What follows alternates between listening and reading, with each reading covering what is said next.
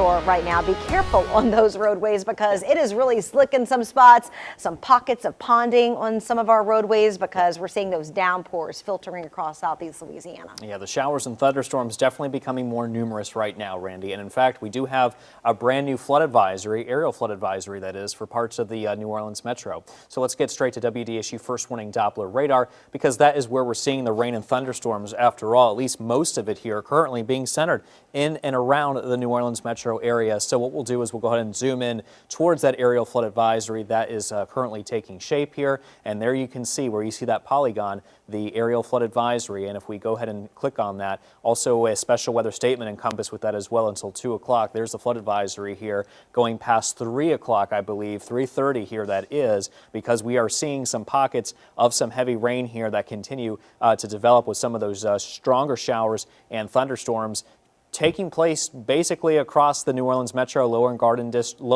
District, New Orleans, and near Fairgrounds here now as well. Also looking at some very heavy rain that just popped up over Metairie, so watch out for some ponding of water on the roadways there. Would not be a shocker to see another flood advisory potentially get issued here too. Meanwhile, I'm going to widen out the map and show you what else is happening because it's not just the New Orleans metro, but we're also looking at some showers and storms towards the bayou here too. These are slowly drifting here, and also the North Shore looking pretty active right now at this hour, especially if you're in eastern St. Tammany Parish. There is a special weather statement here for these clusters of showers and thunderstorms. If you're in Pearlington, Pearl River, including Slidell, Hancock County, Mississippi included within that special weather statement as well.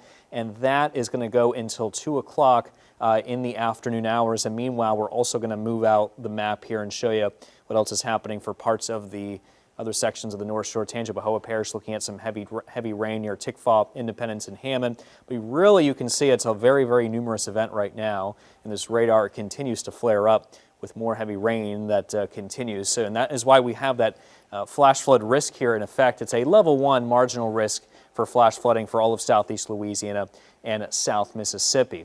Now, meanwhile, what's happening in the tropics is we have Hurricane Erin. This is what's pretty much left over with it. Got some dry air entrainment now into the system. It's also becoming post-tropical, meaning that's losing its tropical characteristics. This is the latest update as of 10 a.m. from the Hurricane Center, moving very quickly to the east-northeast at 28 miles an hour. Winds are sustained at 90, but it is forecast to move up towards the far North Atlantic Ocean, where it will eventually become that post-tropical system, and still a very strong area of low pressure here, however, as it continues to move away. So it's not just Erin that we're watching this tropical wave north of the Leeward Islands that has a 90% chance of development. More than likely we'll see a depression or named storm out of that this weekend. Not so much worried about that thing anymore. That's a 0% chance, but we're looking at a tropical wave in the central tropical Atlantic that has a 50% chance of development, and that wave actually is forecast to move its way towards the west. It could impact the Windward Islands there, the Eastern Caribbean Islands as we head into early next week. The one here north of the Antilles is forecast to move towards the north and eventually out to sea.